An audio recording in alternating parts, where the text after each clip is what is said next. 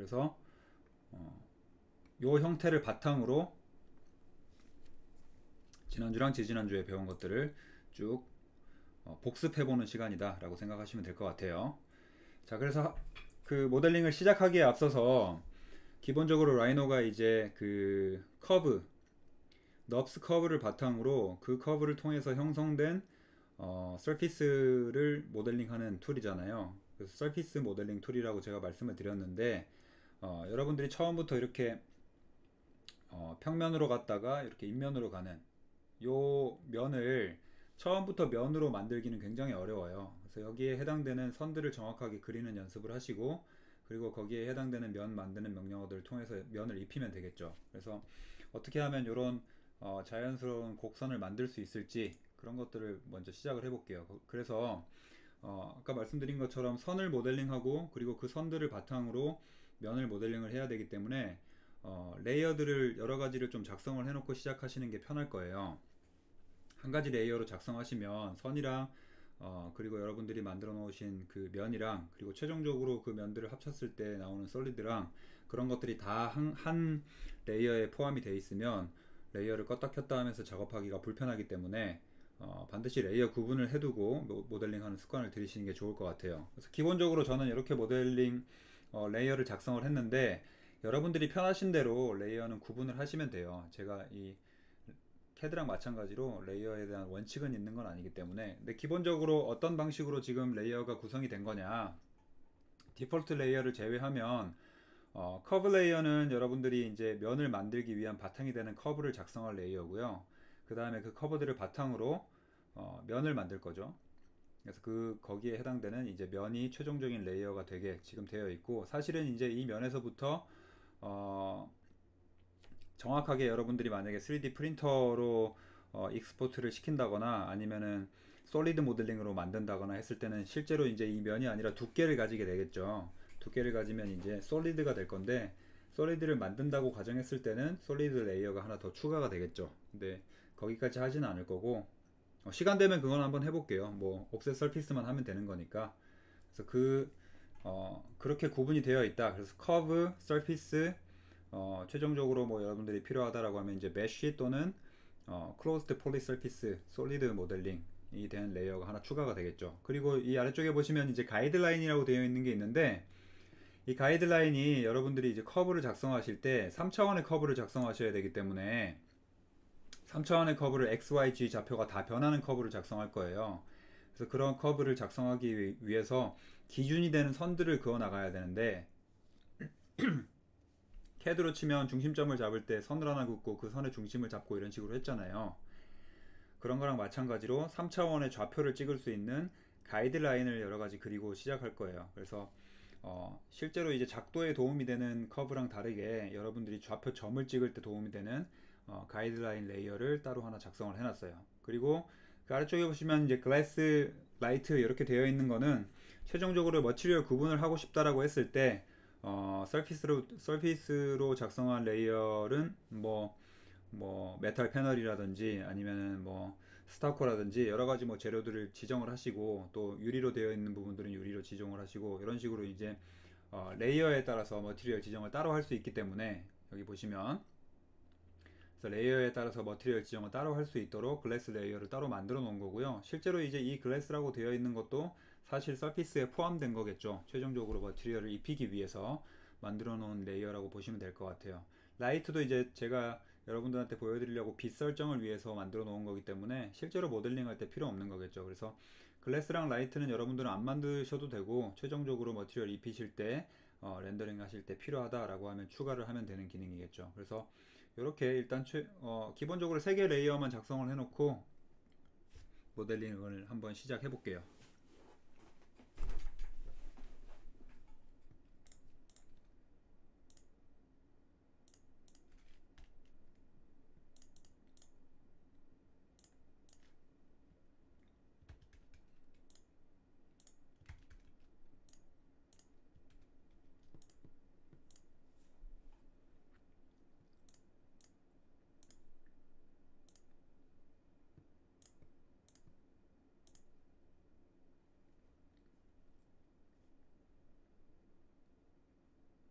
뭐 이렇게 해놓을게요.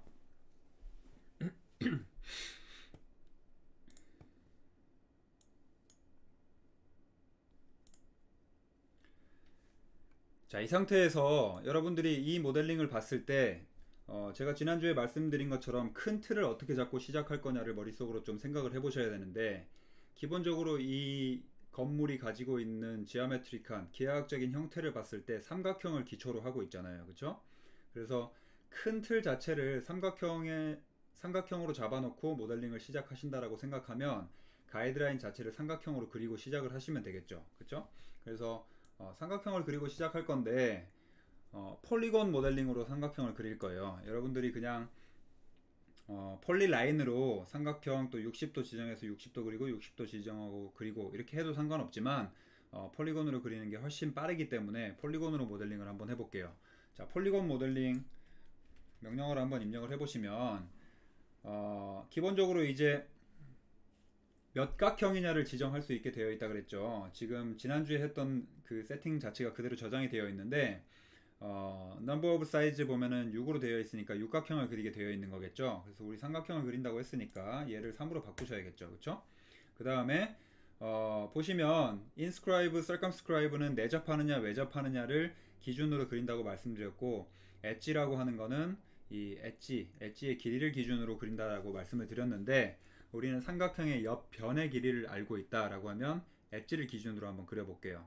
그래서 길이가 만인 삼각형을 그릴 거예요. 하나의 엣지가. 그러니까 삼각형 기준의 모든 변의 길이가 만인 삼각형을 그릴 거예요. 그러니까 10m가 되겠죠. 그러면 엣지를 입력해 놓고 여기에 숫자를 1, 10, 100, 1000만 이렇게 입력을 해야겠죠. 자, 그러면 중심점이 아니라 시작점부터 찍게 되겠죠. 위치는 어디든 상관없으니까.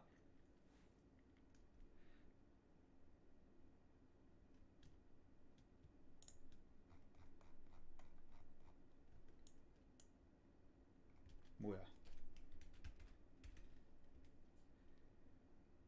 넘버 오브 사이즈를 만으로 했네. 3. 네, 엣지를 이렇게 해야겠죠.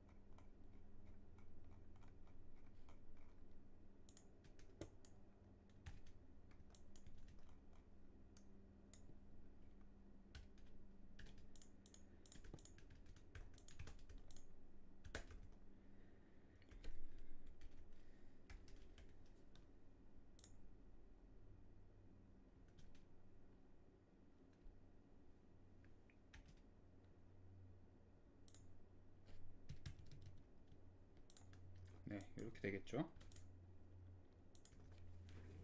그러면 한 변의 길이가 많이 정확히 되었는지 확인을 한번 해보시고, 네, 만으로 정확히 그려져 있네요.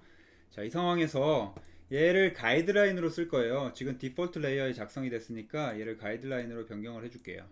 자, 그리고 앞으로 작성할 것도 가이드라인이니까 레이어를 일단 변경을 해줄게요. 이렇게.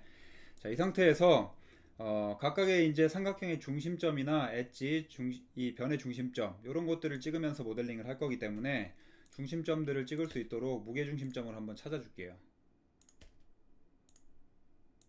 이렇게 되는 거겠죠.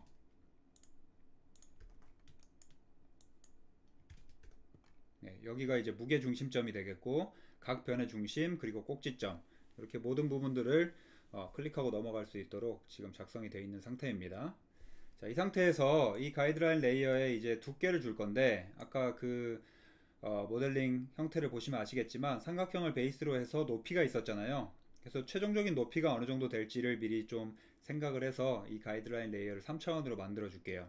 그래서 이 가이드라인으로 그려진 삼각형 자체를 위쪽으로 두 개 더 복사할 건데, 카피 했을 때 지금 퍼스펙티브 뷰니까 버티컬 옵션을 체크를 해야지 Z축 방향으로 복사가 되겠죠. 그래서 버티컬 옵션 체크를 해주시고, 중심점 바닥에서부터 위쪽으로 복사를 할 건데 1000 간격으로 두 개를 복사할 거예요. 그럼 바닥이 기준이니까 1000, 하나는 2000, 이렇게 복사를 하시면 되겠죠. 그렇죠? 요게 1000, 1000이니까 바닥에서부터 1000, 그리고 바닥에서부터 2000, 이렇게 복사가 된 거예요. 자, 이 상황에서 이 가이드라인은 우리가 이제 수정을 하지 않고 그리는 틀로만 사용할 거기 때문에 묶어 두시는 게 좋겠죠. 근데 조이는 먹지 않겠죠. 각각의 꼭지점들이 만나는 선이 아니기 때문에, 면이나 선이 아니니까. 그래서 그룹을 시켜 줄게요. 컨트롤 G 또는 그룹 명령어로 한 번에 클릭이 될 수 있도록 그룹핑을 해 줄게요.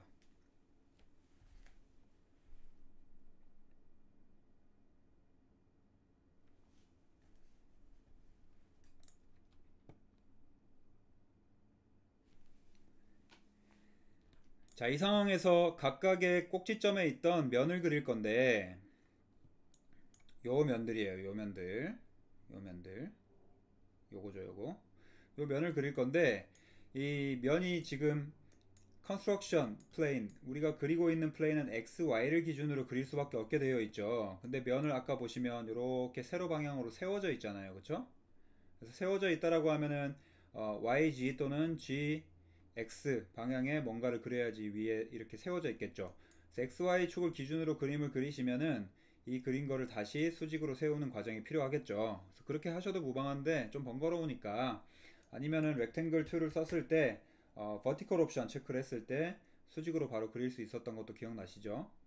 네, 그렇게 그리셔도 됩니다. 그래서 여러분들이 편하신 대로 익숙한 방식대로 그리면 되는데, 변의 길이를 XY가 아니라 가로 세로로 할게요. 가로는 3000, 세로 2000. 그러니까 세로 2000이라고 하는 건 1000, 2000이니까 요 높이가 딱 맞게 그린 거고, 이 사각형의 가로의 길이가 3000. 그러니까 3000에 2000짜리 사각형을 그릴 거예요. 그래서 어떤 방식으로 그리시든 여러분들이 편하신 대로 3000에 2000짜리 그리고 위로 세워 두시면 돼요, 일단.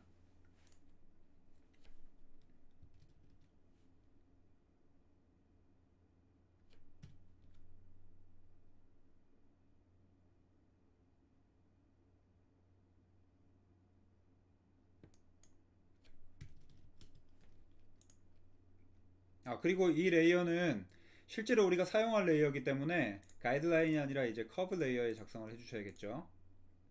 커브 레이어로 변경을 하시고, 그래서 이렇게 누워 있는 경우에는 로테이트 3D를 하시거나 아니면 뷰를 변경하시거나 해서 바꿔 주셔야겠죠. 이 축을 세워 줘야겠죠. 자, 이런 식으로. 그러면 이 모서리에는 딱 맞는 위치에 지금 형성이 돼 있어요. 그러니까 지금 무게중심점으로 가고 있는 요 선분, 요 선분의 직각인 방향으로 위에서 내려다 봤을 때 이렇게 보이도록 지금 형성이 돼 있는 거예요. 자, 그러면 나머지 부분 여기랑 여기도 똑같은 사각형을 그리시면 되는데, 그리는 것보다 복사하는 게 편하겠죠. 복사하는 게 편한데 여러분들이 이제 여러 가지 배운 것들을 좀 활용을 해 보셔야 되는데, 그냥 복사를 하면 얘를 기준으로 복사를 시킨 다음에 다시 회전을 시켜야 되잖아요, 얘를. 그쵸? 다시 로테이트 해가지고 각도를 내가 찾아가지고 회전을 시켜야 되잖아요, 그쵸? 근데 이렇게 되면은 내가 정확한 각도로 입력을 했는지, 아니면은 뭐 삼각형의 내각이랑 외각 반반 해가지고 60, 60, 60도니까 60도 회전하면 될 것 같은데 뭔가 좀 정확하지 않아서 불안하잖아요, 그쵸? 그래서 이런 경우에 복사를 하고 회전을 하는 거는 두 단계를 거치게 되니까 그렇게 하지 마시고, 가장 쉬운 방법은 로테이트 카피를 이용하는 방법이에요. 로테이트 카피. 자, 얘를 로테이트 할 건데, 로테이트 개체는 지금 얘가 지정이 됐죠. 자, 그러면 센터 오브 로테이션 이렇게 돼 있고 카피 노 이렇게 돼 있는데, 이 카피 옵션을 yes로 바꿔줄게요. 그러면 로테이트를 하면서 이 개체가 복사가 되는 거겠죠. 그럼 어디를 중심으로 얘를 회전시키면 복사가 되죠? 무게 중심점이 회전 중심이 되면 되겠죠. 자, 그럼 얘를 여길 기준으로 하나, 둘 이렇게 복사하면 되겠죠.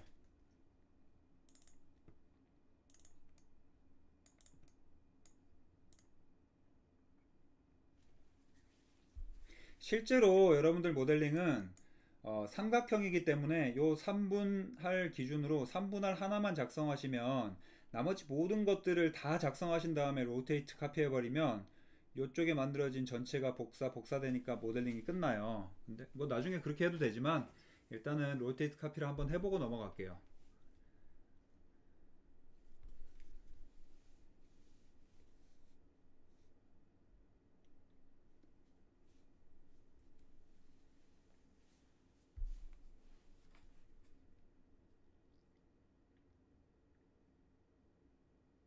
됐죠? 그 다음에 이제 커브를 그릴 건데 커브 중에 두 가지 커브가 있다 그랬죠? 넙스 커브랑 인터폴레이티드 커브.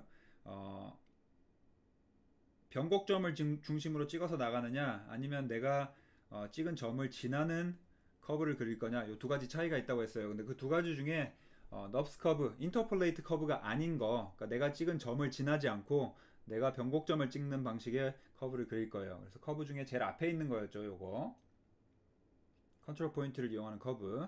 자, 그래서 그냥 커브를 입력하면 이 커브 명령이 실행이 될 거예요. 기본적인 커브가 이 커브로 되어 있어요.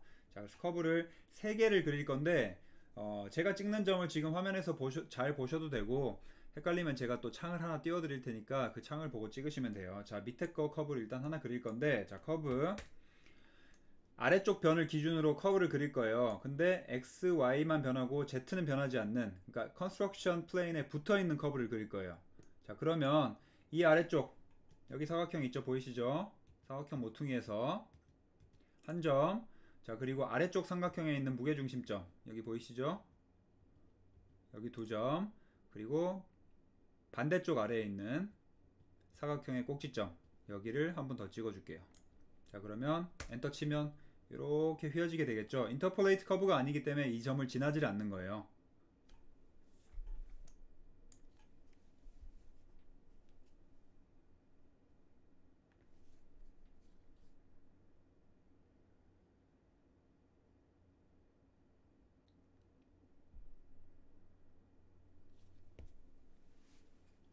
자, 두 번째 커브는 위에서 시작해서 중간을 거쳐서 아래로 갈 거예요.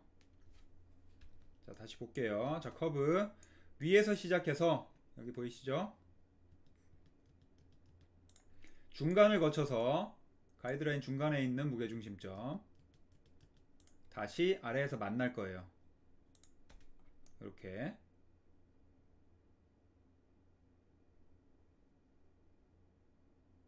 이해되시죠? 그러면 위에서 내려다 봤을 때는 똑같은 커브가 형성이 된 거겠죠? G값만 변하고 있으니까.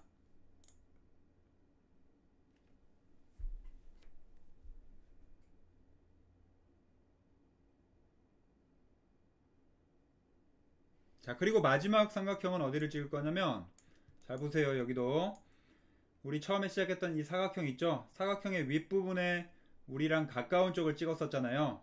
이제 먼 쪽을 하나 찍어 줄게요. 제일 상단을 찍을 거예요. 여기 보이시죠? 자, 제일 상단을 찍고요. 상단에서 상단으로 갈 거예요. 그러니까 X, Y만 변화하고 얘도 G값은 변하지 않는 가이드라인 삼각형을 기준으로 가장 위에 쪽에서만 왔다 갔다 하는 커브를 그릴 거예요. 가장 위에서만 왔다 갔다 하는. 자, 그러면 이 뒤쪽에 있는 삼각형을 찍고 난 다음에 두 번째 점은 위쪽에서만 놀기로 했으니까 가장 위쪽에 있는 삼각형의 무게중심점 여기가 되겠죠. 여기. 그리고 세 번째 점은 위에서 위로 가기로 했으니까 반대쪽 사각형의 윗부분, 우리랑 가까운 쪽의 윗부분을 찍어줄게요.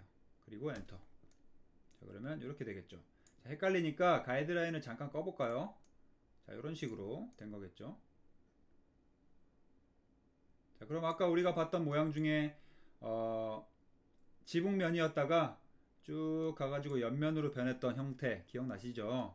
그 형태의 큰 틀을 잡았다라고 생각하시면 돼요. 이렇게. 자, 요거 지금 헷갈릴 수 있으니까 제가 요거를 띄워 드릴게요.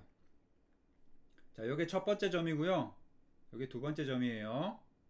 그리고 세 번째 점은 얘인데 지금 세 번째 점을 제가 요렇게 표현했는데 사실 여기로 표현하는 게 좀 더 이해하기 쉽겠죠. 그러니까 요선 여기, 여기, 여기를 찍는 선. 그래서 이렇게 세 개 선을 일단 다 그려주세요.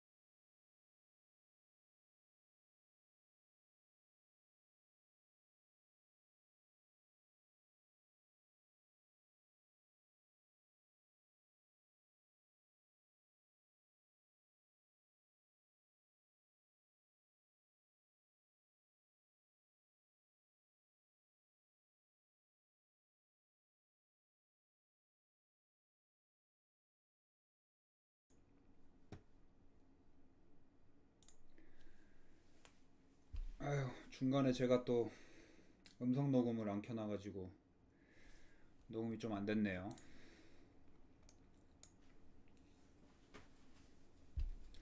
자, 다 오셨으면 이제 면에 적용을 해봅시다. 디자인을 자유롭게 해보시고 다 된 상태에서 얘랑 얘가 매칭이 돼 있다 그랬잖아요. 이 매칭이 돼 있는 거를 적용을 한번 해볼게요. 적용을 하는 명령어는 따로 있어요.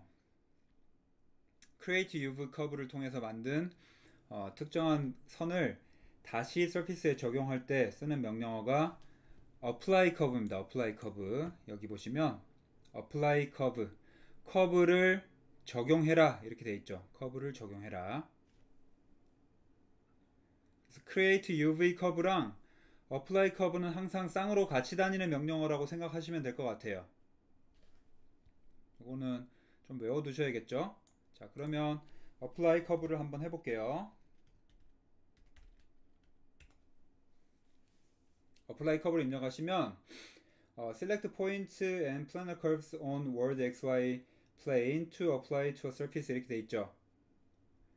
그래서 그냥 쉽게 말하면 적용을 할 커브를 면에 적용할 커브를 선택을 해라. 포인트 또는 플래너 커브를 지금 한 플레인에 있죠. 플래너 커브죠. 이 플래너 커브를 선택을 해라 이런 뜻이에요. 그래서 전체적으로 전부 선택을 하신 다음에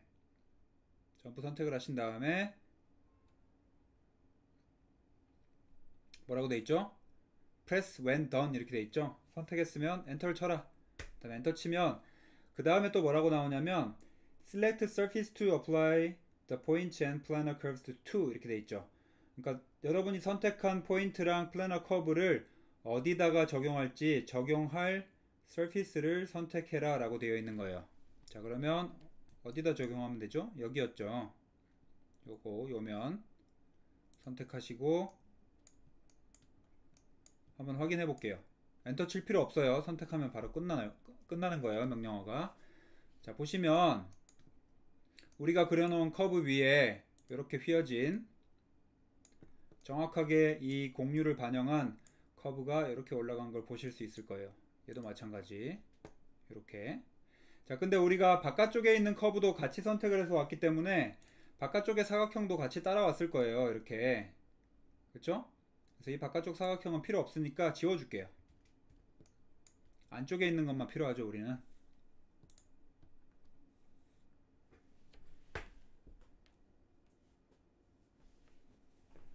자, 그러면 지금 만들어 놓은 요 부분이 유리 부분으로 바뀌어야 되니까 두 가지 방법이 있을 건데 트림을 통해서 잘라내는 방법이랑 스플릿을 통해서 잘라내는 방법 두 가지가 있을 거예요. 트림이랑 스플릿 둘 다 잘라내는 명령어인데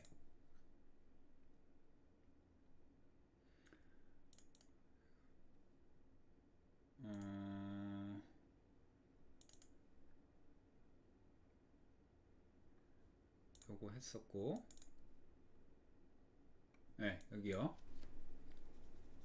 트림 또는 스플릿으로 잘라내면 되는데 트림은 기본적으로 이제 원본 개체, 우리가 클릭한 개체를 삭제시켜 주는 거고, 물론 이제 트림 하면서도 원본 개체를 놔둘 수 있는 방법도 있어요. 부가 옵션을 통해서. 스플릿은 기본적으로 원본 명령어 자체가 기본 원본 개체도 자르지 않고 삭제하지 않고 남겨놓는 명령어예요. 그래서 어떤 걸로 잘라도 상관없으니까 한번 일단 구멍을 내볼게요. 제대로 됐는지. 자, 만약에 트림으로 잘라낸다라고 하면 요 선, 요 커브를 바탕으로 얘를 잘라내면 되겠죠. 이렇게. 그렇죠? 만약에 내가 스플릿으로 잘라낸다라고 하시면 요걸 자를 건데 오브젝트 자체를 뭘로 자를 거냐? 얘로 자를 거다. 그러면 요거 따로 이렇게 선택되겠죠. 그러니까 스플릿에서 얘가 삭제된 게 트림이다 라고 생각하시면 되겠죠. 근데 스플릿으로 자르는 게 맞는 게 우리가 이렇게 구멍으로 놔둘 게 아니라 요 커버처 자체를 창문으로 만들 거잖아요. 그러니까 유리로 만들 거잖아요. 그러니까 유리라는 개체가 있어야 되기 때문에 지금 요 형태 그대로 사실은 놔두는 게 맞겠죠. 그렇죠? 그래서 만약에 트림밖에 모른다, 내가 트림으로 지원했다라고 하시면 다시 여기에 해당되는 면을 만들어 주셔야겠죠. 예를 들어 뭐 네트워크 서피스 같은 걸로 혹시나 잘라냈다라고 하시면 요 커브를 다시 익스플로드 시킨 다음에 쪼개신 다음에 네트워크 서피스로 여기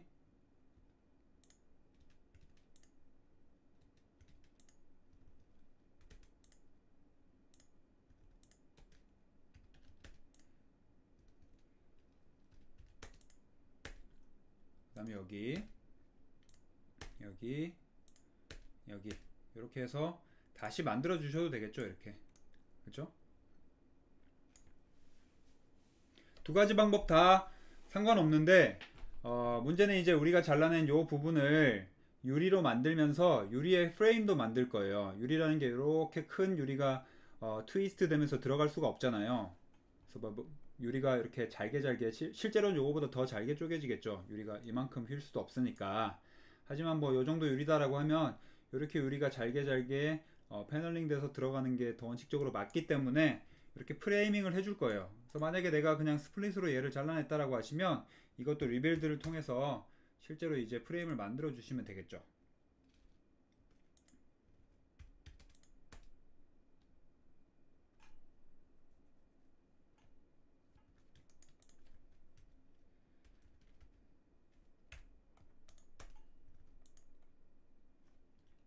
요것도 제가 그냥 알려드리고 넘어갈게요. 지금 얘를 보시면 이거 한번 보세요. 자,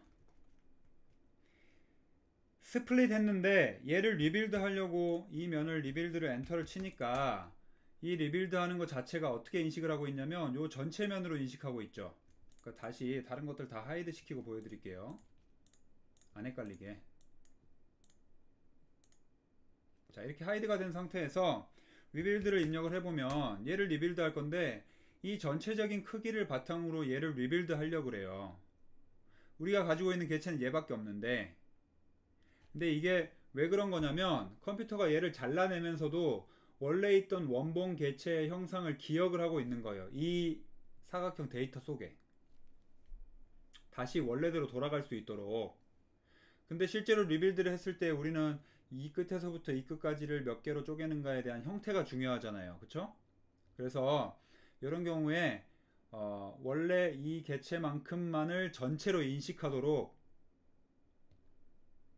뒤쪽에 원래 컸던 개체 자체가 기억을 하지 않도록, 개체 자체를 기억하지 않도록 만들어주는 명령이 필요해요. 그래서 그 명령어가 뭐냐면 스플릿의 경우에 shrink, trimmed surface 라고 돼 있어서 이 명령어를 그냥 해석해보면 trimmed, 잘려나간 surface를 축소시키겠다 이런 뜻이에요. shrink, 움츠러들게 만들다, 축소시키다 이런 뜻이잖아요. 그래서 이거는 제가 예를 들어 보여드리면 어떻게 된 거냐면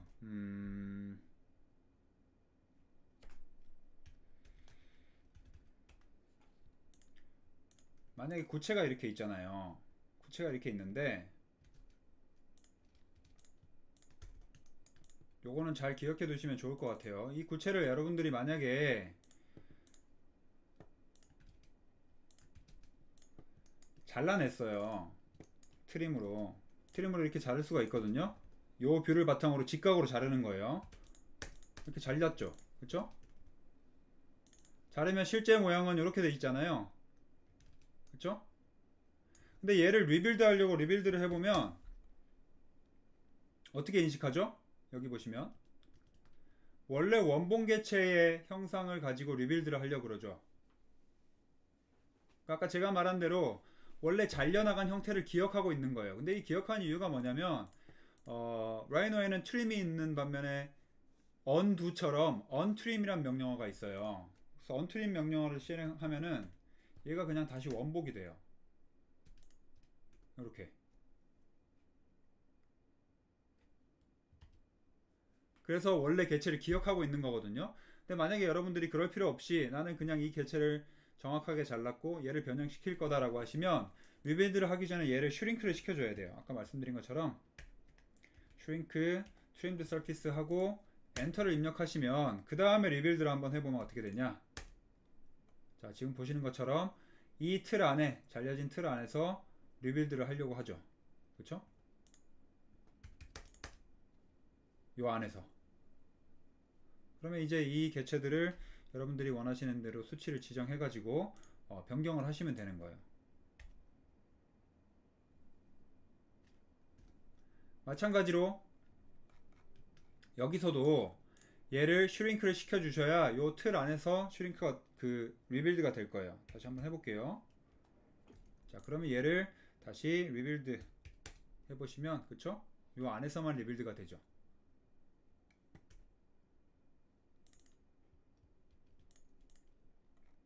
뭐야? 그쵸? 그럼 얘랑 비슷하게 한번 바꿔볼까요? 하나, 둘, 셋, 넷, 다섯, 여섯, 일곱 개. 하나, 둘, 셋, 일곱 개, 세 개. 어디가 U인지 어디가 V인지 모른다 그랬죠? 모르니까 입력을 해봐야 돼요.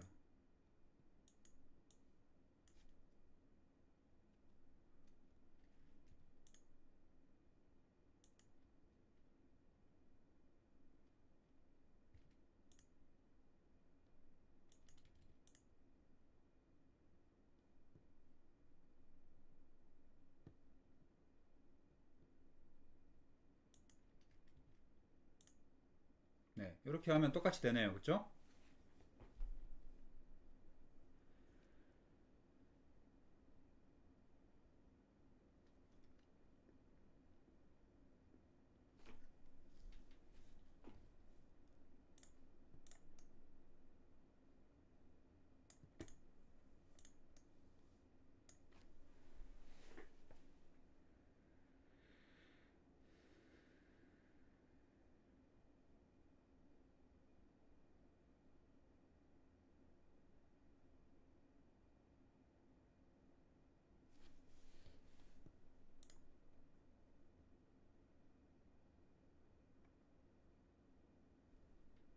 되겠죠? 자, 옆면도 마찬가지로 여러분들이 Create UV 커브 하신 다음에 Apply 커브에서 원하시는 대로 만들면 되고, 윗면도 그렇게 만들면 돼요. 근데 옆면은 뭐 거의 비슷하니까 윗면을 한번 해볼게요. 윗면. 예. 똑같이 Create UV 커브 이렇게 엔터를 치면 이렇게 떨어져 나올 거예요. 얘는 필요 없으니까 지울게요. 자, 이 상태. 자, 그러면 요 형태죠. 지금 요 바깥쪽에 있는 건 무시하셔도 되고 요 형태인데, 여기에서 우리가 요 형태대로 지금 모양을 딸 거잖아요. 이 형태대로.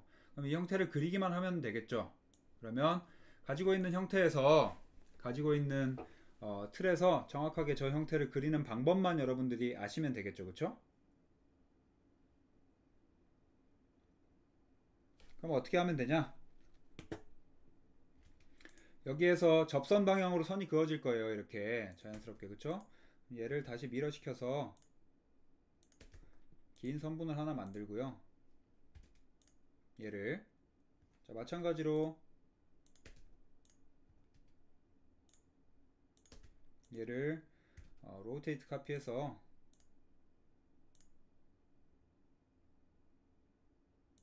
이렇게 만들어 줄게요. 그러면 요게 삼각형을 지금 이루고 있죠. 자, 그럼 필렛을 통해서 정확하게 좀 정리를 해 줄게요. 그 다음에 얘를 옵셋 시키면 되겠죠. 옵셋 500만큼 해볼게요. 500 안쪽으로. 자, 그럼 얘는 필요 없죠. 이제 자, 이 사각형을 챔퍼 명령으로 이렇게 못따기를 해줄게요. 한 변을 500, 500씩 못따기를 해줄게요. 자, 500, 500 지정이 되어 있네요. 이렇게 만드시면 되겠죠. 네.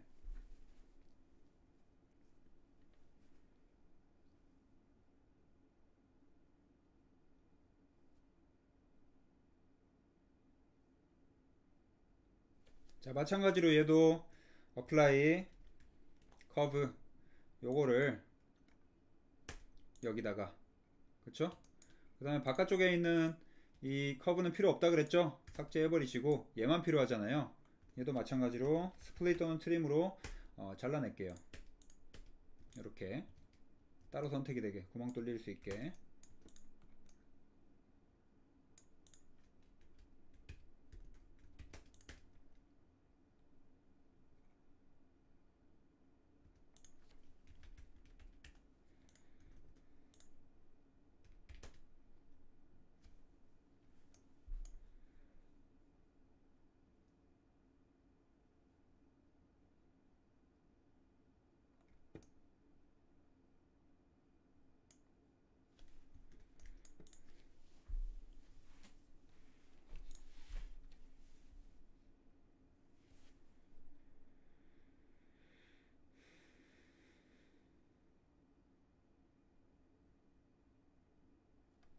만약에 내가 이걸 트림으로 잘라냈다라고 하시면 요 사각형도 채워 넣으시면 되겠죠. 요 사각형을. 이런 경우는 뭐 플래너 서피스로 다시 채우셔도 되고, 아니면 뭐 패치 같은 거 어떤 명령어를 통해서 채워 넣으셔도 될 거예요. 이렇게 채워 넣으셔도 되고,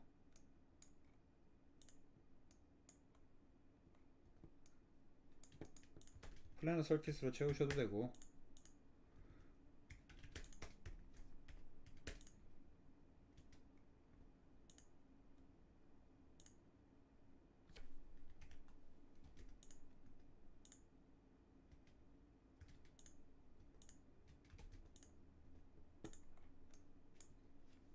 여러분들이 원하시는 대로 뭐 어떻게 채워 넣어도 상관없습니다.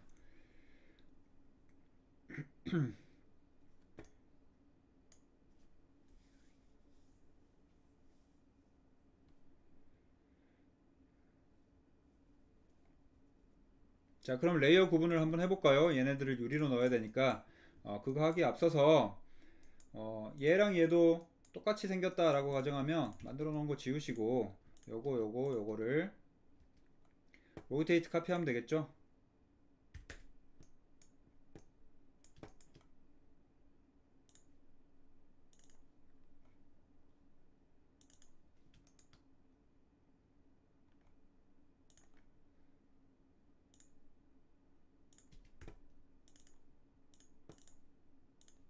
이런 식으로. 자, 그 다음 중요한 게 전부 다 각기 다른 서피스로 되어 있지만 우리가 조인을 시킨 적이 없잖아요. 그래서 클릭을 해보시면 그냥 이 속성 자체가 트림드 서피스, 그냥 하나의 서피스로 되어 있을 거예요. 그쵸? 다 이렇게. 근데 우리가 만들어 놓은 창문을 제외하고 나머지 것들은 전부 건물의 본체를 만들고 있는 거잖아요. 그래서 나머지 것들만 다 선택을 하셔가지고 조인을 시켜줄게요. 예, 그쵸? 제일 위에 있는 거. 그럼 여기 옆면, 여기 옆면,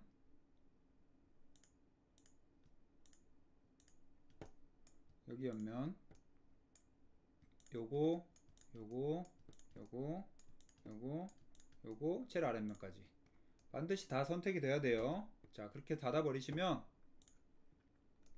얘가 오픈이라고 되어 있는 이유는 요거 때문이죠. 요런 것들이 실제 이제 이렇게 되어 있는 거잖아요. 한 번에 선택이 되고 여기가 뚫려 있기 때문에 오픈이라고 표현이 되어 있는 거예요. 서피스만 가지고 만들었기 때문에. 근데 한 번에 조인이 되게 만들어 놓으시는 게 좋겠죠.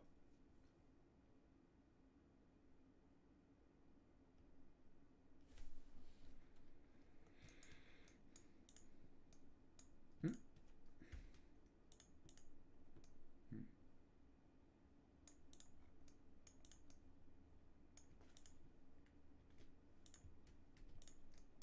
자, 그러면 레이어 중에 우리가 안 만든 레이어, 글래스 레이어를 다시 하나 만들어 가지고 창문으로 만들었던 얘네들만 글래스 레이어로 빼줄게요.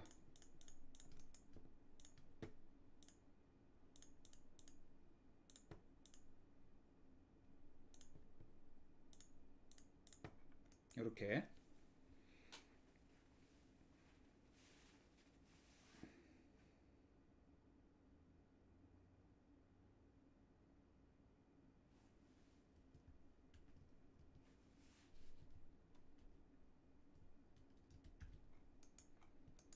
그리고 모양을 한번 보기 위해서 글래스 레이어의 이 머티리얼을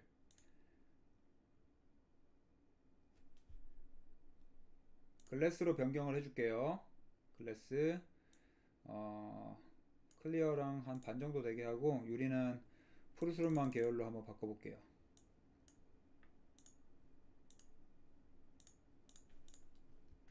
그럼 이렇게 되겠죠?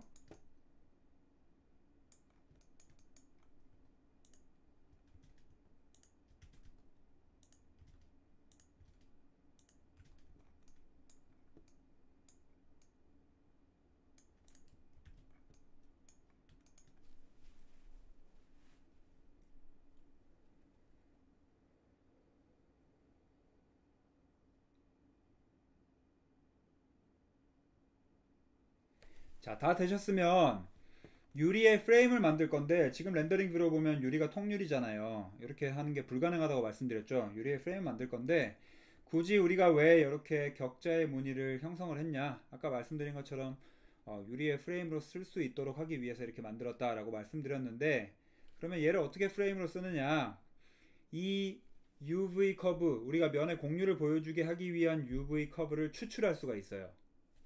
그래서 그 명령어가 뭐냐면 여기 보시면 extract wireframe이라고 하는 명령어가 있어요. extract wireframe. 해석을 해보면 와이어프레임 뷰에 있었던 와이어프레임 있죠, 우리가 선으로만 보였던 그 와이어프레임을 추출하겠다, extract 하겠다라는 뜻이에요. 자, 그러면 한번 해볼게요. 자, 추출하기 전에 추출하면은 그 커브들은 별개의 레이어로 지정이 되면 더 편하겠죠. 그쵸? 그래서 이 커브 레이어에 넣으셔도 되는데 이 커브 레이어 자체에 원래 우리가 그렸던 커브가 들어가 있잖아요. 헷갈리니까 이런 것들 여러분들이 작업하시면서 추가적으로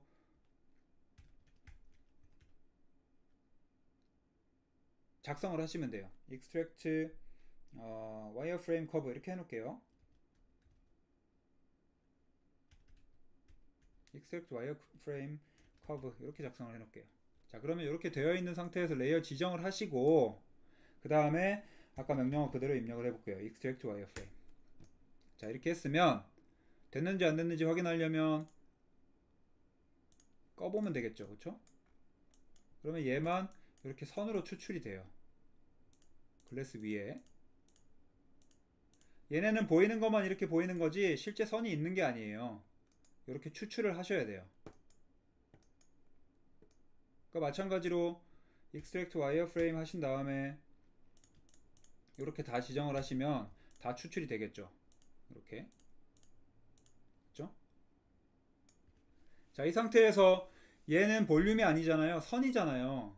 선이기 때문에 렌더링을 해도 우리 눈에는 보이지만 실제로 이게 볼륨으로서 렌더링이 되는 게 아니기 때문에 재료를 입힐 수가 없어요. 그렇죠? 그래서 이런 경우에 얘를 볼륨으로 만들어 주셔야 되는데 그 명령어가 이제 파이프라는 명령어가 있어요.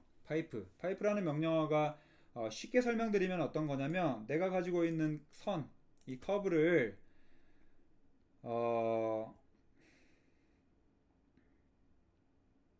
프로파일 커브를 하나 더 만들어 가지고 예를 들면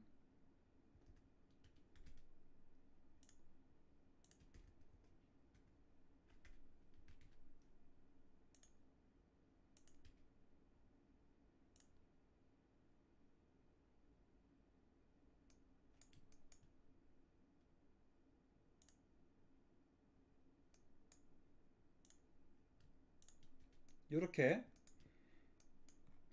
파이프의 원리가 뭐냐면 원형을 가지는 프로파일 커브를 요 레일을 따라서 보내는 게 파이프예요.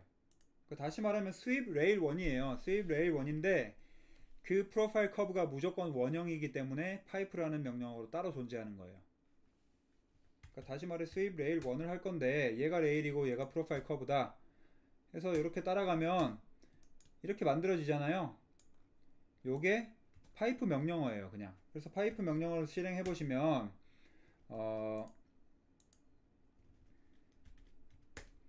그냥 레일을 선택하시고요. 다이어미터라고 되어 있는데 얘를 뭐 반지름으로 바꾸셔도 되고 지름으로 해두셔도 되고, 지금 반지름으로 변경을 했죠. 그 다음 반지름 값만 그냥 200을 예를 들어 200 입력을 하면 요 200의 반지름이 요렇게 따라가는 거예요. 아까 얘는 좀 더 컸나봐요, 반지름이. 그쵸?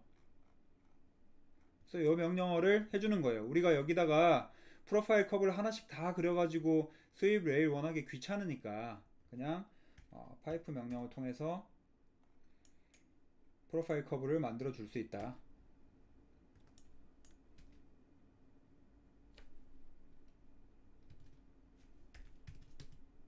그래서 파이프를 실행하실 때 지금 보시는 것처럼 다시 보여드릴게요. 파이프 입력하시고 개체를 입력하려고 그러면 하나씩밖에 지정이 안 돼요. 파이프를 입력하시고 개체를 하려고 그러면 전체 선택이 안 돼요. 그렇기 때문에 전체 선택을 먼저 하신 다음에 파이프를 하셔야 돼요. 그러면 얘도 별도의 레이어를 한번 만들어 볼까요? 메탈 프레임 이렇게 만들어 볼게요. 레이어를 따로 줘서 렌더링 할 때 메탈로 바꾸고 싶으니까. 자, 그러면 메탈 프레임에다가 3D가 만들어져야겠죠?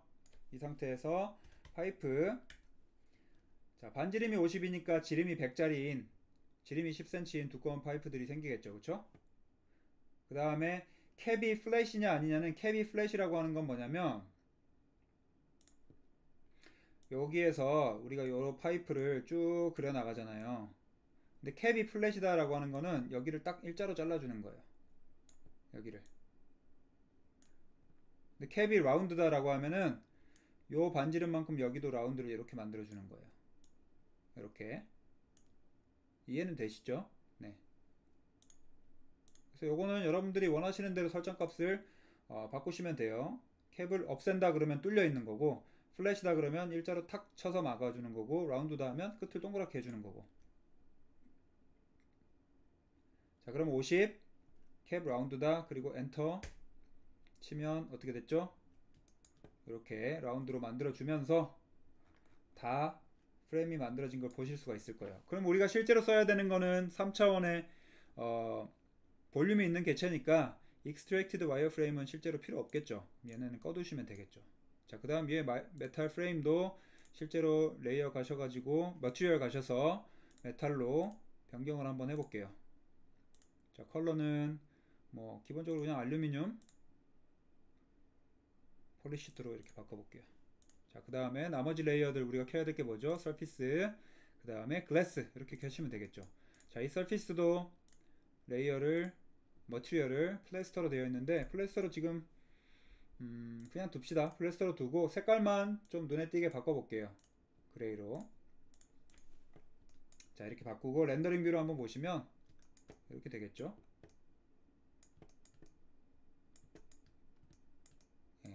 그래서 실제로 이런 프레임이 있어야 이런 유리를 잡고 있을 수 있기 때문에 지금 일부러 좀 여러분들한테 잘 보이게 하기 위해서 두껍게 했어요. 100짜리 프레임이면 굉장히 두꺼운 거거든요. 그래서 이런 것들 좀 디자인에 맞게 변경을 하시면 되겠죠.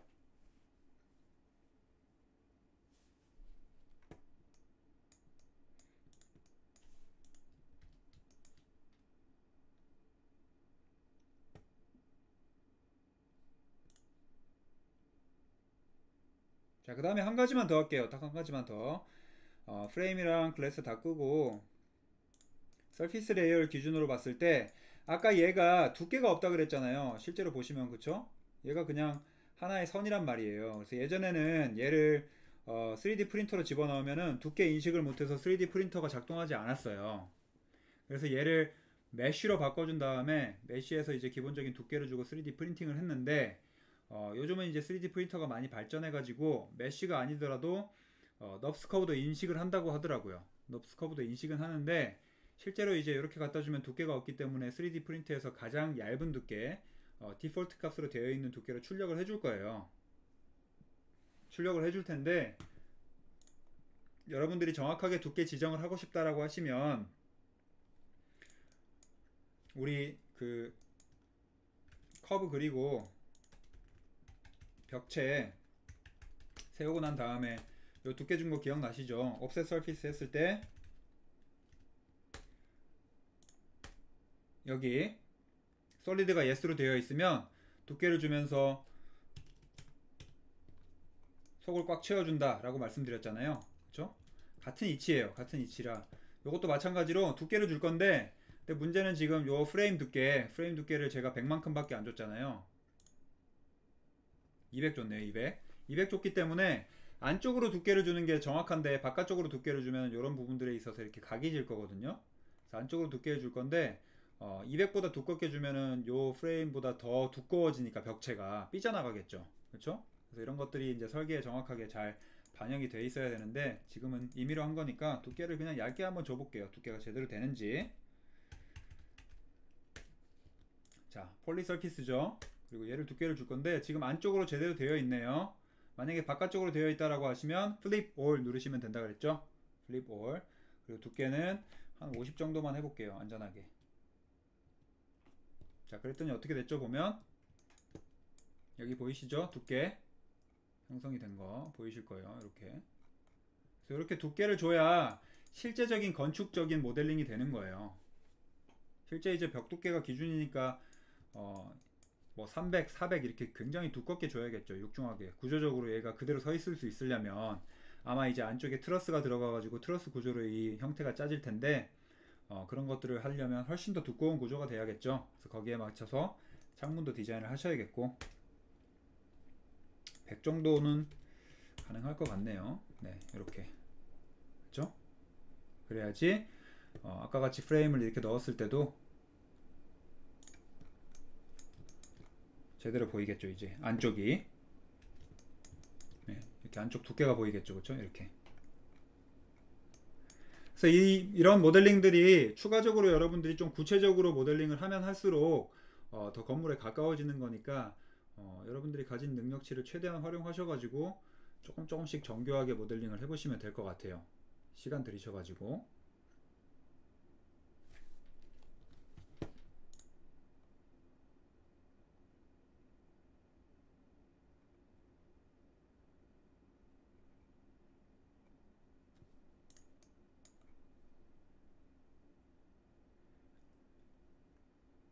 자, 진짜 마지막으로 딱 하나만 더 할게요. 라이노에서는 면의 곡률이 얼마만큼 부드러운지를 확인할 수 있는 툴이 있어요. 여기 보시면 이제 지브라랑 이맵, 지브라랑 environmental map이라 그래서 이맵이라고 표현을 하는데, 지브라는 여러분들이 알고 계신 얼룩말 지브라고 environmental map은 환경 지도라 그래서 결국 가지고 있는 어떤 패턴을 여기에 매핑을 하는 거예요. 매핑을 해가지고 이 곡률이 얼마나 부드럽고 자연스러운지를 평가하는 거예요. 그래서 해볼 건데, 자, 예를 들면 우리 요거 기억나시죠? 커브 이렇게 그렸었고, 또 여기서 선 하나 그려가지고 이 사이를 채우는 게 블렌드 서피스라 그랬잖아요. 그쵸? 이렇게 채웠을 때 렌더링 들어보면 곡률이 자연스럽다 라고 제가 말씀드렸죠. 그쵸? 그래서 이 곡률이 얼마나 자연스러운지 실제로 확인을 하려면 조인 시켜 주시고 지브라라는 명령을 한번 해보시면, 여기 보시면 버티컬이냐 호리전털이냐 이렇게 패턴을 바꿀 수가 있고, 요 가로 방향으로 쭉쭉쭉 가는 게 확인하기가 편하겠죠. 그리고 두께를 얼마만큼 얇게 할 거냐, 두껍게 보일 거냐, 미디엄으로 할 거냐, 뭐 얇게 할 거냐, 이런 것들을 통해서 확인할 수 있는데, 이거를 그냥 보는 방법은 이 곡률 이렇게 가는 이 커버처가 가면서 찌글찌글하게 탁 끊긴 게 없으면 곡률이 이어지고 있다는 거예요. 뭔가 이렇게 탁 단절된 게 없으면. 그래서 내가 정확하게 모델링을 곡면으로 했느냐, 이것들을 확인하는 툴인데, 만약에 내가 가진 이 형태가 그냥 끌 때는 X 누르면 꺼져요. 만약에 내가 얘를 요거 지우고 그냥 사각형으로 내가 이렇게 만들었다.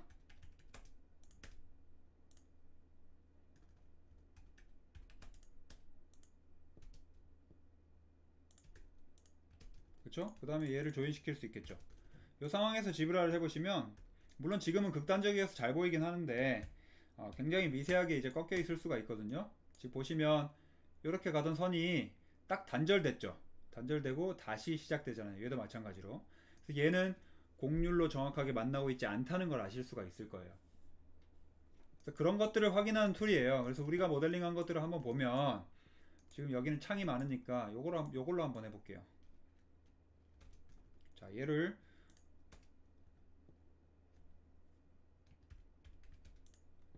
해보시면 지금 여기는 쭉 곡률이 이어지고 있다는 걸 확인하실 수 있죠. 이렇게.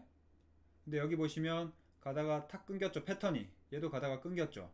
얘랑 얘는 각이 있게 만난다는 거예요. 각이 있게. 각이 있게 만난다. 그래서 이런 것들을 이제 편집하는 툴들이 있는데, 여러분들이 이제 조금 더 비정형 모델링에 익숙해지시면 만약에 이런 것도 내가 정확하게 이렇게 직각으로 꺾이는 모델링이 실제로 내가 의도한 게 아니었다라고 하시면 매치 서피스라는 명령이 있는데, 이건 모르셔도 돼요. 좀 어려운 기능이라서 얘랑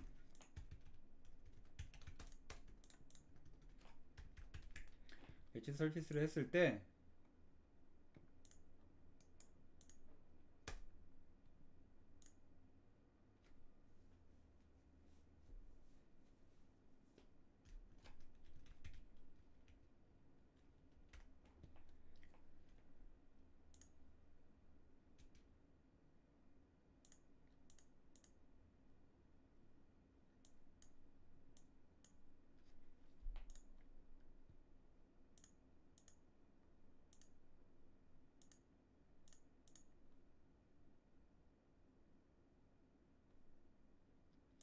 예를 들어 지금 제가 매치 서피스를 하니까 요 공면이 요렇게 휘어서 싹 꽂히게 만들었잖아요. 그랬을 때 실제로 뭐 이렇게 모델링이 되진 않겠죠. 건물이 좀 부자연스러우니까. 근데 이제 지브라 패턴을 분석을 해보시면 이 곡률이 끊임없이 쭉 만난다는 걸 아실 수가 있을 거예요. 이렇게.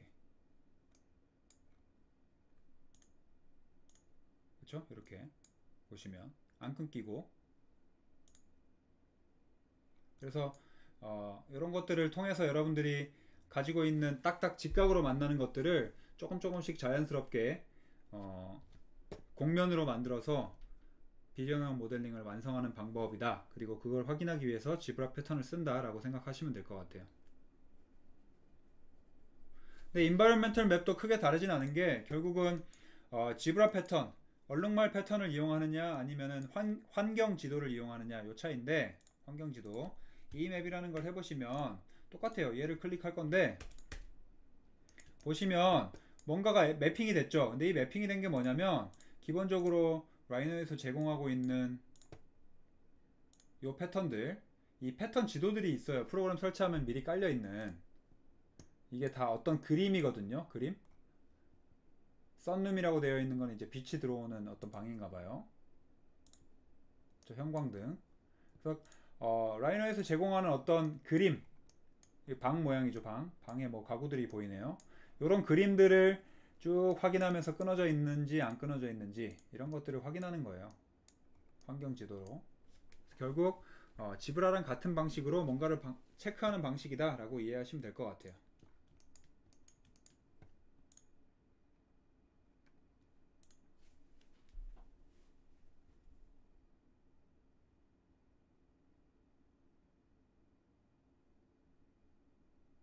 되겠죠? 자, 모델링 중에서 제가 조금 더 디테일하게 자세하게 설명할 내용들이 사실 없는 건 아닌데, 그 내용들은 제가 그 강의 자료를 통해서 작성이 되어 있으니까 여러분들이 이제 시간 되시면 한 번씩 확인을 해 보시고요. 요 모델링 자체는 여기서 끝내고, 여러분들이 이제 제일 처음에 말씀드린 것처럼 기말 과제를 위한 기말 과제 설명드리면서 기말 과제를 하기 위한 중간 과정을 저한테 보여주시는 게 소과제로 지금 되어 있다라고 말씀드렸잖아요. 그러니까 기말 과제를 한 번에 평가를 하면은 너무 격차가 많이 나서 제가 이렇게 좀 변경을 한 거거든요. 그래서 여러분들이 어떤 건물을 선택해서 어느 정도의 데이터를 취합해 가지고 어떤 과정으로 가고 있다라는 걸 한번 보여주셔야 돼요. 중간에 기말 마감 전주에. 그래서 그거를 하기 위해서는 미리 기말 과제를 알려드리는 게 좋기 때문에 그걸 알려드리고 수업 종료할게요. 그리고 말씀드린 것처럼 늦게 오신 분들이 있어서 다시 말씀드리지만 소과제라고 하는 게 기말 과제를 위해서 중간 과정을 하는 거기 때문에 기말 과제 자체를 인디자인 파일로 작성을 하셔야 돼요. 여러분들이 인디자인 파일로 작성을 하셔야 되기 때문에 인디자인을 배우셔야겠죠. 물론 잘하시는 분도 있겠지만, 그래서 인디자인 수업 자체를 하기 위해서 다음 주에는 인디자인 수업을 할 거예요. 그래서 인디자인을 반드시 설치를 해오세요. 설치가 안 돼 있으면 배울 수가 없으니까. 아시겠죠?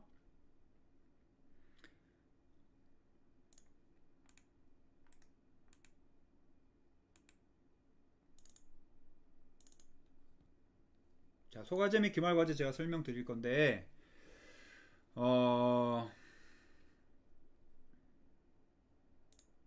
자, 쉽게 말씀드리면 뭐냐면 요거를 좀 여러 가지를 해봤는데 실제로 이제 여러분들이 설계한 걸 바탕으로 요 포트폴리오를 작성하는 수업을 했었어요. 근데 지금 학년도 되게 다양하고 또 여러분들 수업 진행하실 때 라이노를 기본적으로 잘 다루셨던 분들은 이미 라이노로 모델링을 해 놓으신 분도 있고 못하신 분들은 처음부터 해야 되는 상황이고 또는 누군가는 레빗으로 시작하신 분도 있고 해서 시작점 자체가 달라지는 게 저는 좀 불공정하다고 생각을 해서 여러분들의 설계로는 요거를 평가하지 않을 거고요.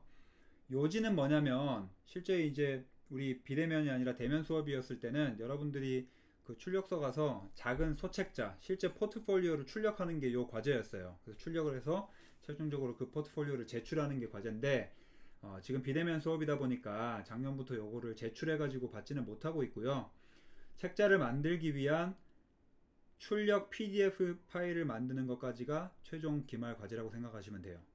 그래서 다시 한번 이 쭉 읽어보면 여러분들이 포트폴리오를 만들고자 하는 건물, 특정한 건물 하나를 지정을 하시면 돼요.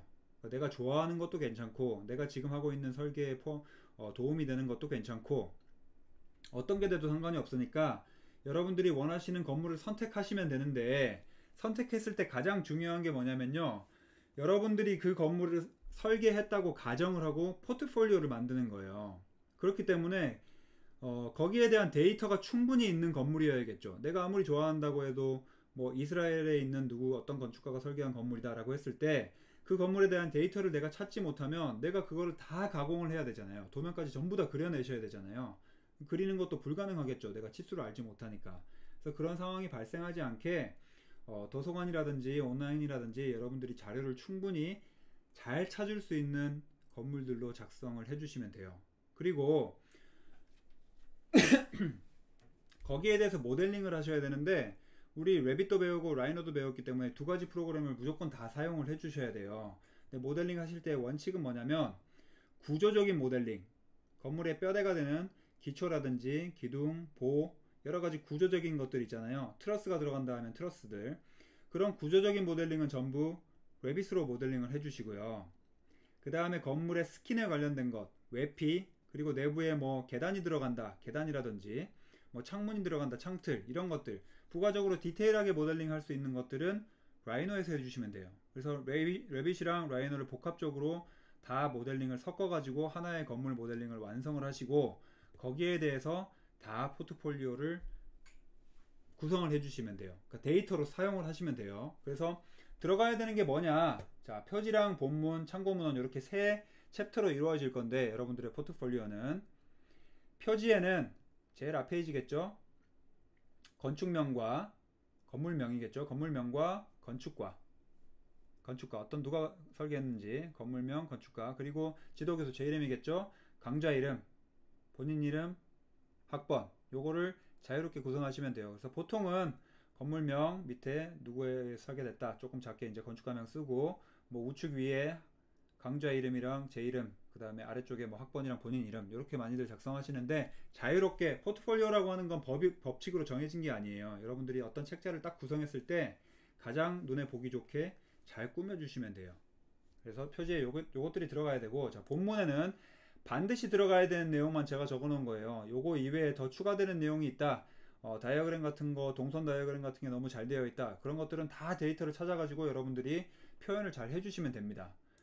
반드시 들어가야 되는 정보들은 건축가가 누군지, 건축가에 대한 소개, 그리고 대지와 건축물에 대한 건축 개요 및 사진, 건축 개요라고 하는 것들이 무엇을 요구하는지는 여러분들이 인터넷 찾아보시면 다 아실 거예요. 건축 개요라고 하는 거, 뭐 건폐율, 연정률, 뭐 대지 면적 이런 것들 다 말하는 거예요. 몇 개층짜리 건물이냐, 건물의 높이는 뭐냐, 마감재는 뭐냐, 이런 것들 말하는 거예요. 그 다음에 디자인 컨셉과 설계 프로세스에 대한 사진 및 설명, 그리고 당연히 건축물에 대한 평입 단면. 여기서 말하는 평입 단면, 지금 파랗게 되어 있는 것들은 여러분들이 작성하는 게 아니에요. 여러분들이 데이터를 찾아주시면 돼요. 도면을 그리라는 게 아니에요. 우리 수업 시간에 CAD나 라이노를 통해서 도면 그리는 법 공부한 거 아니잖아요. 그래서 그런 거에 대해서는 자료를 잘 찾아주시면 돼요. 이 자료의 퀄리티가 떨어지면 안 되겠죠, 대신. 자, 그 다음에 디테일 도면 및 사진. 여러분들이 이제 학년이 좀 올라갔기 때문에 뭐 창틀이라든지 뭐 캐노피라든지 여러 가지 좀 중요한 디테일들이 있다라고 하시면 그 디테일에 대한 도면이랑 사진을 좀 매칭 시켜 가지고 한 번에 잘 보여주시면 좋겠죠. 자, 그 다음에 밑에 아까 제가 말씀드린 게 레빗 모델링을 통한 건물의 구조 이미지의 추출 및 해석, 그 다음에 라이노 모델링을 통한 건물의 외피 이미지, 그 다음에 구조 부분 이외의 것들 다 모델링 하시는 거예요. 추출 및 해석. 그리고 그 모델링 파일과 포토샵, 일러스트레이터 등을 활용한 여러가지 다이어그램들 여러분들이 만약에 필요하다라고 생각되시면 직접 작성해도 무방하다. 이렇게. 그 다음에 참고 문헌이 들어간 것들은 여러분들이 다 작성한 게 아니죠. 여러분들이 모델링은 분명히 했겠지만 이 앞에 있는 데이터들은 분명히 어딘가에서 다 가지고 왔을 거예요. 그래서 가지고 온 데이터에 대해서는 출처를 정확하게 남겨주셔야 돼요. 그래서 그 출처에 대한 페이지, 어떤 것들은 어디서 가져왔다 하는 페이지들을 구성하시면 됩니다. 이렇게 구성할 거고요.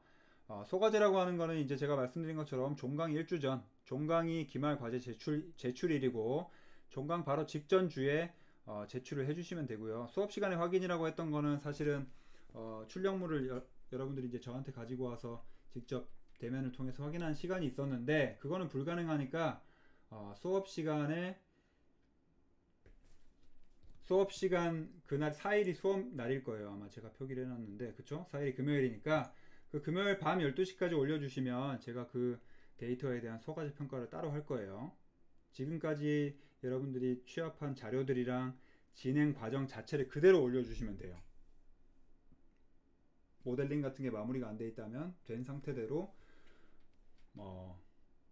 모컵 파일 같은 데다가 완성이 안 된 상태더라도 어디에 뭐가 들어갈 거다라는 걸 생각해 가지고 좀 미완성된 이미지들을 넣어 두시면 되겠죠. 그렇죠?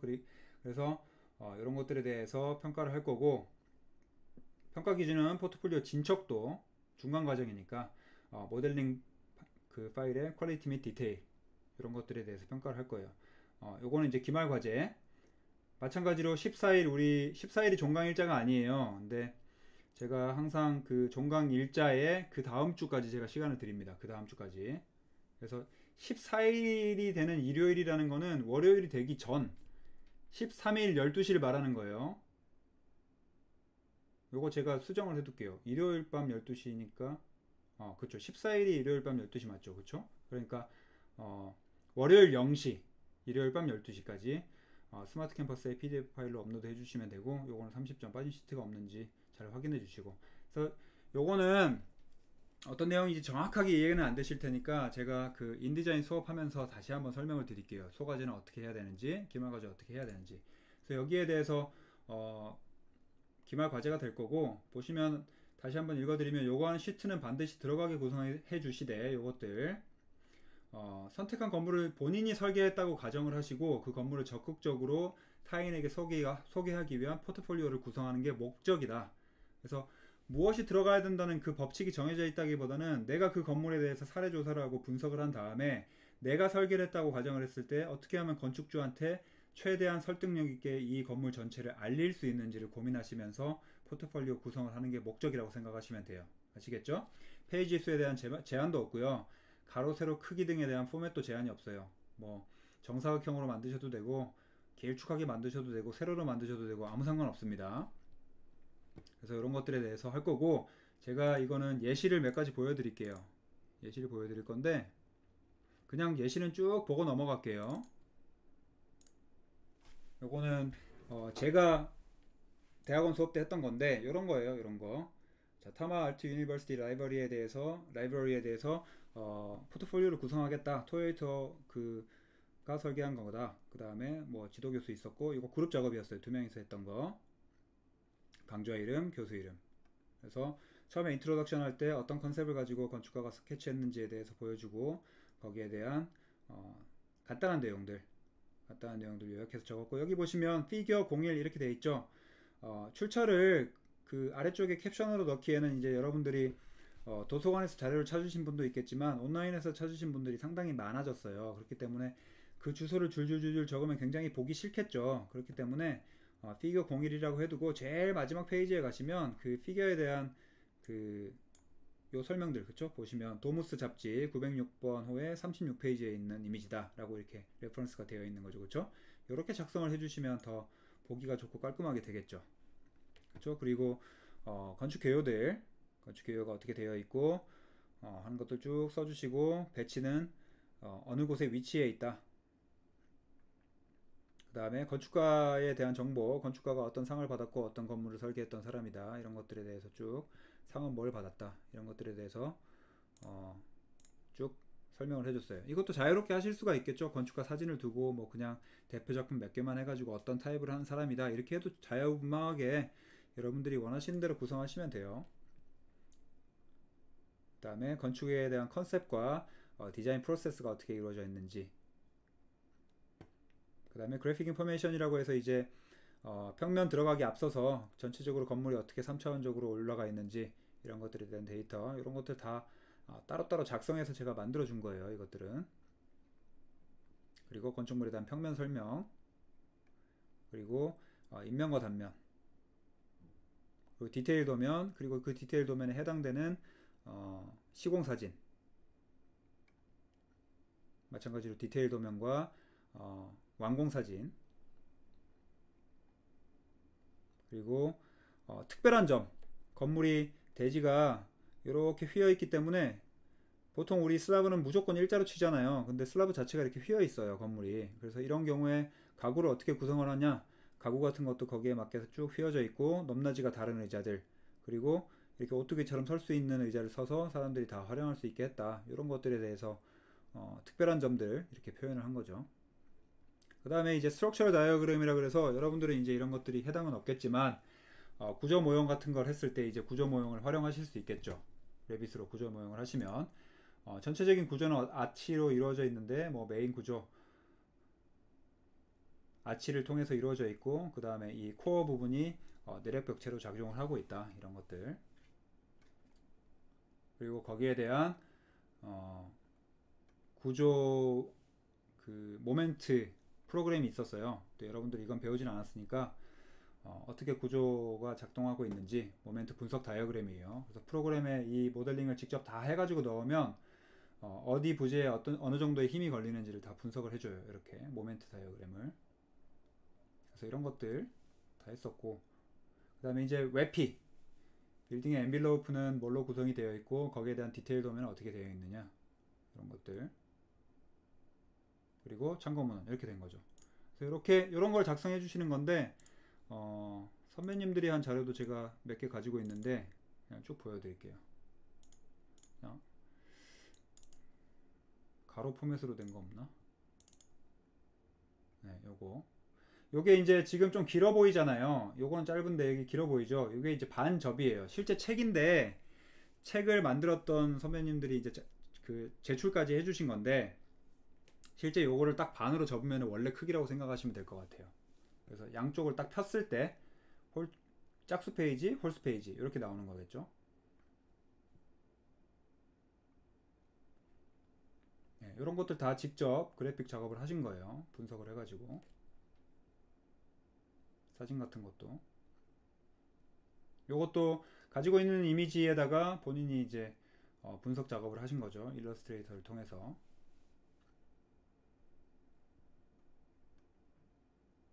그리고 도면에 대한 분석. 이런 도면 같은 경우는 개인적인 의견인데 여러분들이 이제 장수 제한이 없잖아요. 그래서 특정하게 조금 자세히 보여줘야 되는 부분들이 있다. 특히나 이런 것 같은 경우에는 지금 보시면 베이스먼트 플로어 플랜보다는 뭐 퍼스트 플로어 플랜이나 이 지하 2층보다는 1층이 조금 더 자세히 보여주는 게 뭔가 정보가 더 많잖아요. 그러면은 이 스케일이 다 똑같을 필요는 없거든요. 그래서 한 페이지에 크게 도면을 하나씩 보여주다가 뭐 오피스 같이 반복되는 것들이 있다라고 하시면 그런 것들은 쭉 나열을 해도 무방하니까 자유롭게 구성을 하시면 돼요. 어떻게 하면 조금 더 효율적으로 디자인을 설명할 수 있을지를 고민하시면서 구성을 해주시면 됩니다. 그리고 이런 스케일 바 같은 것도 다 직접 작성을 하신 거예요. 왜냐하면 여러분들이 이제 실수 많이 하시는데, 실제로 출력물인 경우에는 상관없지만 출력물이 아니게 지금 외부로 공유가 되고 있잖아요. 여러분들이랑 저랑도. 외부로 공유가 된 경우에는 모니터의 해상도나 여러분들이 화면 크기를 어떻게 하느냐에 따라서 이 도면의 크기가 달라지잖아요. 그래서 뭐 50분의 1이라든지 100분의 1이라든지 숫자로 되어 있는 스케일은 전혀 의미가 없어요. 그렇죠? 그래서 반드시 내 도면과 도면에 맞는 대응되는 스케일 바를 따로 작성을 해 주셔야 돼요. 이런 것들 다 따로 작성을 하신 겁니다.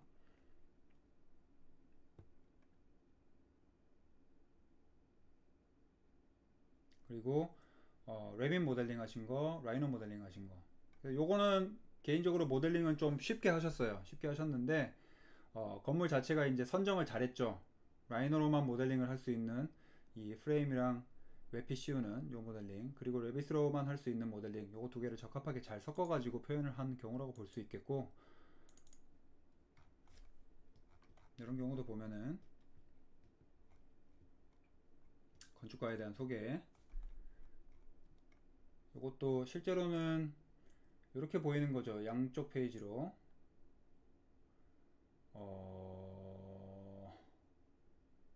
어떻게 보더라? 보기.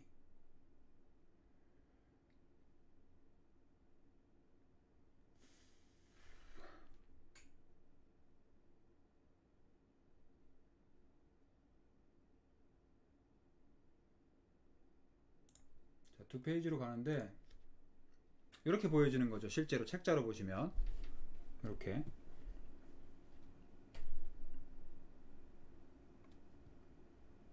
그래서 이제 이런 경우는 요거를 이제 레빗으로 모델링 하신 거고, 요걸 라이너로 모델링 하신 건데, 요것도 좀 많이 부족했어요. 부족했는데 요게 이제 실제 이제 오프라인으로 했을 때의 과제여서 책자 출력하고 하는 데 있어서 시간 투자를 많이 하셨었어요. 그때는 실제 이제 인쇄소까지 가서 작업을 해야 되기 때문에. 작년에 마감하신 분들 보면은 훨씬 더 디테일하게 모델링 많이 잘 하셨더라고요. 그래서 그런 것들, 이게 최선이다라고 제가 말씀드리는 게 아니라 어떻게 구성을 하고 무엇을 표현하는 것들에 대한 정보를 제가 알려드리려고 가지고 온 거니까 그런 것들을 참고하시면 될 것 같아요. 마찬가지로 얘도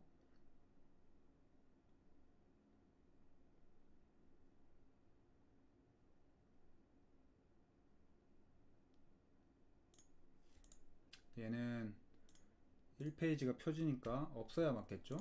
네, 이렇게 두 페이지씩 보여주시는 거죠. 그래서 책이니까 한 페이지로 딱 폈을 때 이렇게 크게 보이게 이런 구성도 시도해 보셔도 괜찮겠죠. 네, 이런 것들은 제가 다 지적을 했었어요. 무슨 말이냐면, 가지고 온 데이터가 흰색인데 백 파일에 배경을 넣어 놓으니까 이런 것들이 다 부자연스럽게 뭔가 보이잖아요. 그래서 어, 배경을 넣는 것 자체는 상관없지만 특정 페이지에서는 흰색으로 배경을 바꿔준다든지 아니면 포토샵에서 여기에 흰색을 빼준다든지 하는 그런 정도의 노력은 필요하겠죠. 그렇죠? 마찬가지로 이것도 레빗 모델링 하신 거, 라이너 모델링 하신 거. 라이너 모델링을 이렇게 웹피 모델링 하셨는데 라이너 모델링에 시간을 조금 더 쓰시면 디테일한 부분들을 조금씩 더 많이 만드시면 많이 만들수록 좀 보기가 좋을 것 같아요. 그래서 레빗이랑 라이너를 합치면 이렇게 되는 거죠. 이런 것들 이렇게 첨부할 필요는 없어요. 이렇게 첨부하실 필요는 없습니다. 그냥 요거 중간에 프로세스 보여주시기 위해서 저한테 가지고 온 거여서 최종 작업에서 이런 것들을 보여주실 필요는 없어요. 참고 문헌. 그래서 여러분들 이런 것들을 이제 작성하시면 되는데 요거를 하기 위해서 소과제라는 게 이제 중간 과정이기 때문에 그런 거에 대해서 미리 지금부터 어떤 건물을 해야지 내가 전략적으로 모델링도 잘 할 수 있고 데이터도 충분히 확보할 수 있는지 지금부터 생각을 해 두시고요. 다음 주에 인디자인 배우신 다음에는 목업 파일부터 작성을 하셔야 돼요. 어디에 뭐가 들어갈지 데이터는 변경을 하시면 되기 때문에 조금씩 더 좋은 데이터로 바꿔치기 하면 되거든요. 바꿔치기 하기 전에 전체적인 페이지 구성을 어떻게 할지, 우리 만화가로 치면, 영화나 만화로 치면 이제 콘티 구성, 그런 거를 한번 해주셔야 돼요. 그런 걸 한 걸 바탕으로 저한테 제출해 주시면 소가지에 대한 평가가 되겠다, 이렇게 생각하시면 될 것 같아요. 질문 있나요 혹시?